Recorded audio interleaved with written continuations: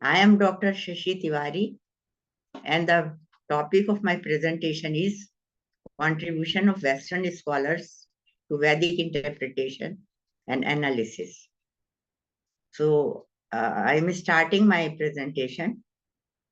The Vedas, as everyone knows, are the vast literature revealed by Vedic seers in Sanskrit language. These texts are studied by scholars of various countries through ages. The Vedic interpretation has a long and glorious history of about 5,000 years or more than that. Vedas reveal deep knowledge, truth, and, which is in very difficult language that is called Vedic Sanskrit, and it is in a symbolic style. So deep and mysterious Vedic concepts, as well as the structural phenomena, has necessitated the origin of Vedic interpretation, which is regarded the foundation of Indian thought. Several interpretations presented by ancient and modern Indian commentators, as well as by medieval and modern scholars, illustrate the importance and depth of the meaning of the Vedic mantras. There are direct and indirect theories about Vedic interpretation among all the scholars. So till today, there are so many commentaries, so many tikas, interpretations, and the style of interpretation. And even then, we can say that we can't know the true meaning of the Vedic verses. Many places it's so difficult that scholars still puzzle about that. What is the basis of interpretation? It is natural that interpreters in ideology and approach will reflect in their writings. Ancient Indian commentators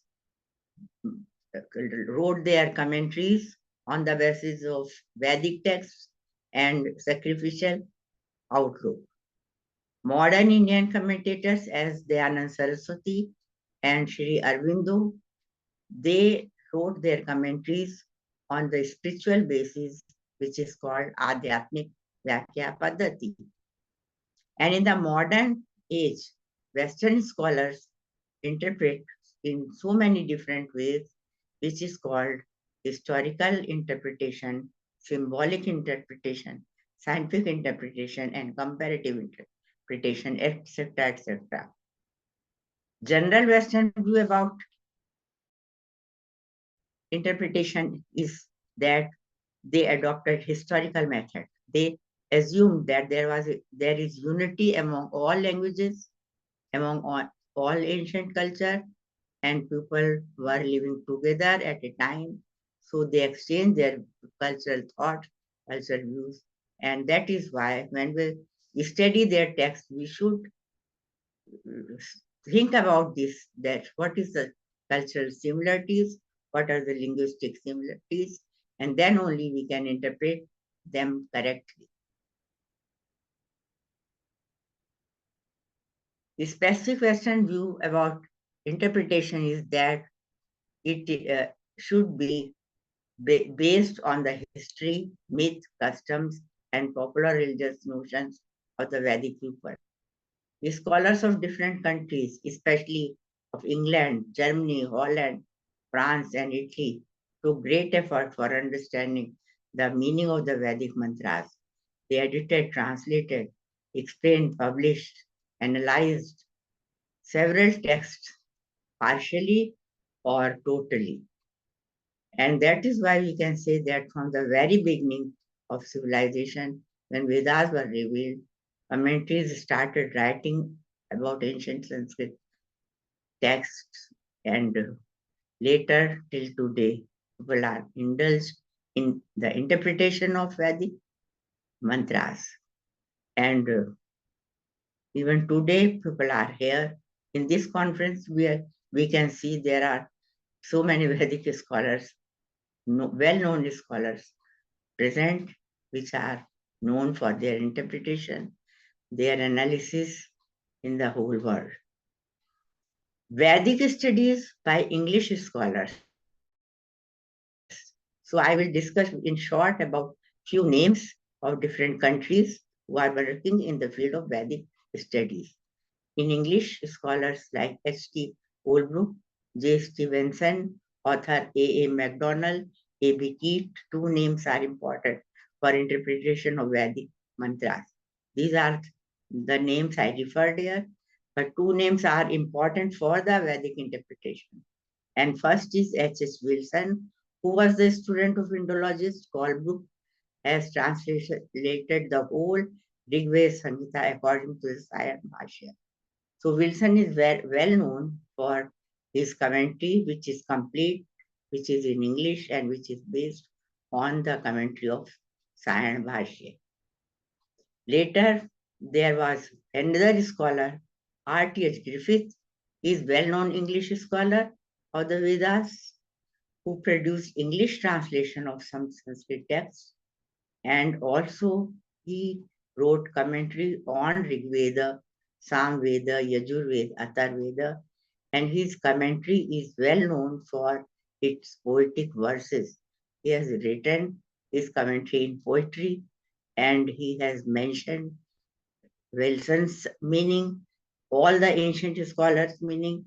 So Griffith is very important in the field of Vedic interpretation.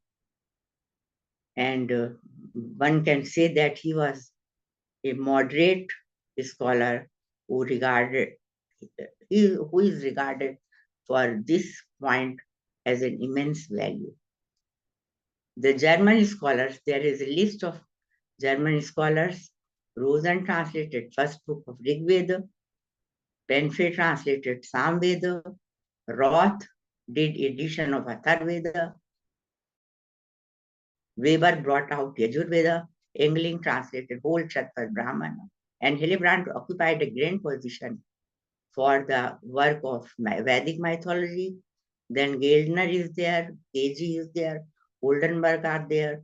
They have written on different samhitas partially, but they are well-known German scholars who have done other works also. Then Alfred Ludwig was there who has translated complete Rig Veda in German, and it is called Der Rig Veda. He is mainly a comparative linguist. Friedrich Max Muller is well known for his works, and his first and the foremost work is about the edition of Rig Veda, which he has done single-handedly on the Rig Veda for 25 years. So Max Muller has written other texts also, as History of Sanskrit Literature and other Vedic grammar, etc. Then French scholars who studied in Vedic, who worked in Vedic studies. So Laus Renou is there, French scholar who contributed immensely in the field of Vedic studies. He prepared bibliographic Vedic. Italian scholar is Angelo Gubernatis, who is comparative mythologist. As a comparative mythologist, he has done the work on the naturalistic interpretation of certain Vedic legends and portions. Oscar Butto is there, well-known Indologist who founded Indology and Institute of Oriental Studies in Turin. Then Dutch scholars are there. Gonde is the most important scholar from Netherlands, who is called the Max Muller of 20th century. He is credited to be a serious scholar with he worked into the deep literature of Vedic literature. He wrote several books mainly related to Vedic religion, mythology, linguistics, and culture. In America, there were Morris Broomfield, who got education in Chicago and was keen to know the comparative philology and Indology, particularly the Vedas. His interpretation and translation of certain Atharvedic hymns are published in Hymns of the Vedic, Hymns of Sacred Books of the East. Then in modern times, David Frawley is there, Dr. Robert P. Goldman is there. So these are well-known, recognized scholars in USA at the present time. European scholars, among European scholars, Dr. Carnold is from Belgium, Dr. Nicholas Kazanas from Greece, Dr. Melina Bertova from Bulgaria. These are few names to be mentioned who are doing serious contribution in the field of Indology and its research.